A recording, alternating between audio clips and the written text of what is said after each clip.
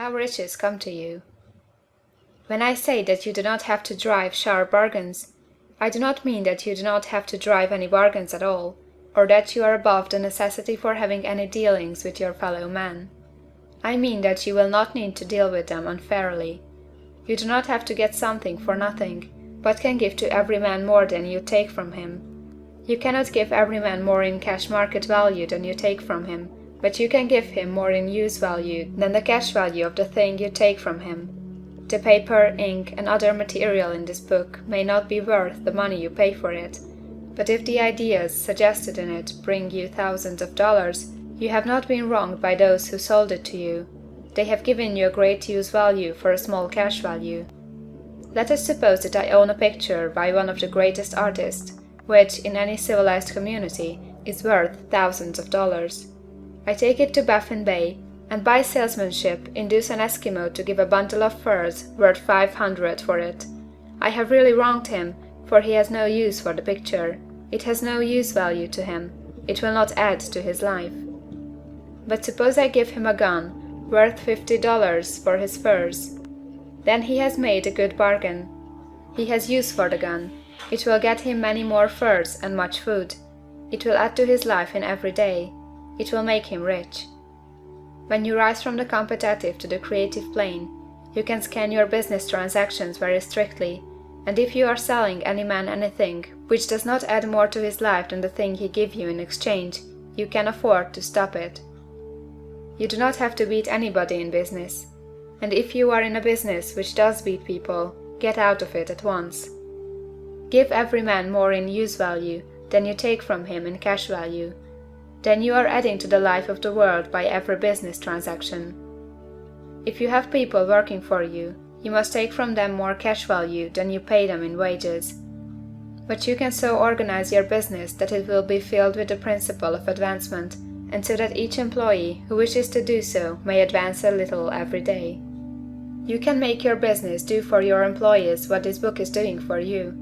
You can so conduct your business that it will be a sort of ladder, by which every employee who will take the trouble may climb to riches himself, and given the opportunity, if he will not do so, it is not your fault. And finally, because you are to cause the creation of your riches from formless substance which permeates all your environment, it does not follow that they are to take shape from the atmosphere and come into being before your eyes.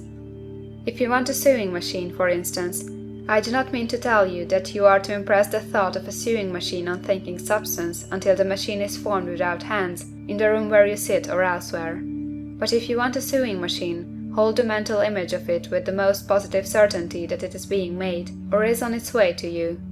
After once forming the thought, have the most absolute and unquestioning faith that a sewing machine is coming. Never think of it or speak of it in any other way than as being sure to arrive. Claim it as already yours.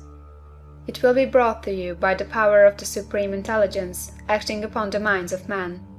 If you live in Maine, it may be that a man will be brought from Texas or Japan to engage in some transaction which will result in your getting what you want.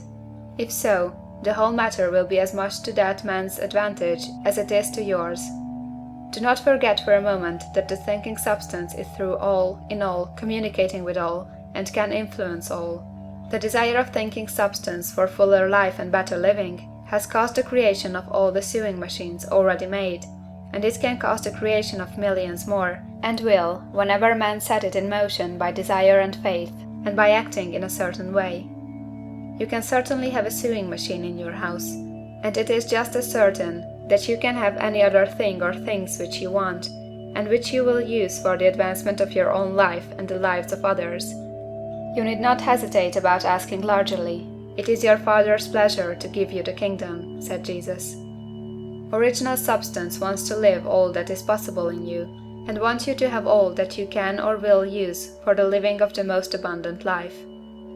If you fix upon your consciousness the fact that the desire you feel for the possession of riches is one with the desire of omnipotence for more complete expression, your faith becomes invincible. Once I saw a little boy sitting at a piano and vainly trying to bring harmony out of the keys, and I saw that he was grieved and provoked by his inability to play real music. I asked him the cause of this vexation, and he answered, "I can feel the music in me, but I can make my hands go right. The music in him was the urge of original substance, containing all the possibilities of all life. All that there is of music was seeking expression through the child.